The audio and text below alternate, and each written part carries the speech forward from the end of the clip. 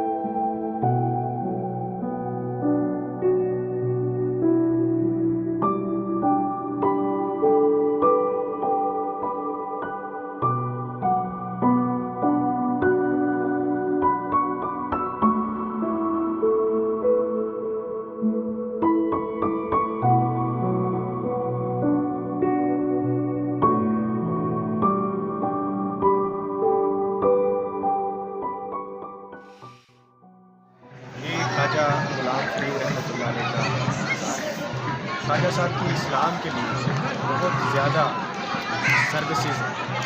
ख्वाजा साहब इस इलाके के सबसे बड़े सूफी बुजुर्ग गुजरे। इनका नबी पाक अलैहिस्सलाम से इश्क इनकी शायरी के अंदर आपको नज़र आता है। चलें आज इनके दरबार में हुजूर हाज़िरी दें।